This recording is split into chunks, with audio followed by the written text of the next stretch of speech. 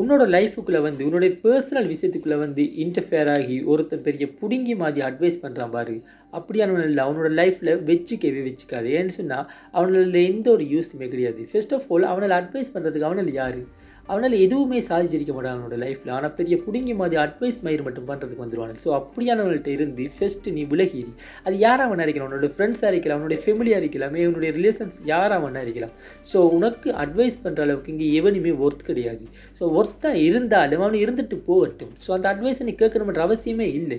ஏனென்றால் உனக்குன்ற ஒரு லைஃப் இருக்குது. அப்படி உனக்குன்ற ஒரு லைஃப் இருக்குன்னு சொன்னால் கண்டிப்பாக அந்த லைஃப்பில் வந்து நீ உனக்கு என்ன தோணுதோ அதை பேஸ் பண்ணி தான் அந்த முடிவுகள் எடுக்கும். ஸோ அப்படி எடுக்கிற முடிவால் மட்டும்தான் அவனுடைய லைஃப் வந்து ஹாப்பியாக இருக்கப்போகுது. முக்கியமாக உனக்கு பிடிச்ச மாதிரி ஒரு வாழ்க்கை என்ட்ரில் இருக்கப்போகுது.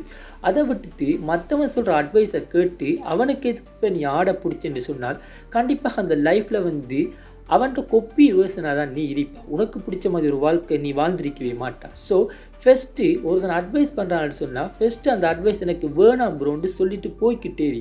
அதையும் மீறி அட்வைஸ் பண்ணுறான்னு சொன்னால் அவனை ஒதுக்கி வச்சுட்டு போயிரு.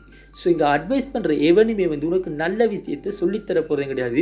நீ இதை பண்ணினா நல்லா இருப்பான்றதுக்காகவும் பண்ண போகிறதும் கிடையாது. ஸோ இங்கே ஒருத்தன் அட்வைஸ் பண்ணுறான்னு சொன்னால் அந்த விஷயத்தை வந்து அவன் செஞ்சிருப்பான். அப்படி செஞ்சு அதில் ஃபெயிலியர் ஆகியிருப்பான். அப்படி ஃபெயிலியரான ஒரு விஷயத்தை நீயும் ஃபெயிலியர் ஆகணுன்றதுக்காக மட்டும் அட்வைஸ் பண்ணுவானே ஒழிய நீ நல்லா வரணுன்றதுக்காக எவனுமே அட்வைஸ் பண்ண போகிற கிடையாது. என்ன இந்த உலகத்தில் இருக்கிற முக்கால்வாசி பேர் அப்படி தந்துருக்காங்க. ஸோ ஃபஸ்ட்டு உன்னோட மனசுக்கு என்ன தோணுதோ உன்னுடைய ஆள் மனசில் என்ன நீ இப்போ யோசிக்கிறியோ அதை நீ செயல்படுத்து. அதை விட்டு அடுத்தவன் சொல்கிறது தான் நீ செயல்படுத்தினு நினச்சாண்டா உன்னுடைய லைஃப்பில் வந்து உனக்கான வாழ்க்கையை நீ வாழ்ந்திருக்கவே மாட்டா. ஸோ ஃபர்ஸ்ட் ஆஃப் ஆல் இந்த அட்வைஸ் மாதிரி பண்ணுறான்னு பாரு அவனெல்லாம் தூக்கி தூரமாக வச்சுட்டு உன்னோட லைஃப்பை பார்த்துட்டு நீ போய்கிட்டே நீ லைஃப்பில் வின் பண்ணுறியோ அல்லது தோக்குறியோ அது இங்கே முக்கியமே கிடையாது. பட் எண்டில் உனக்கு பிடிச்ச மாதிரி உன்னுடைய மனசுக்கு என்ன தோணிச்சோ அதை நீ பண்ணுன்ற ஒரு திருப்தியோடு இருப்பவாரு. அங்கே தான் நீ உண்மையிலேயே ஜெயிக்க ஆரம்பிக்கிறான்.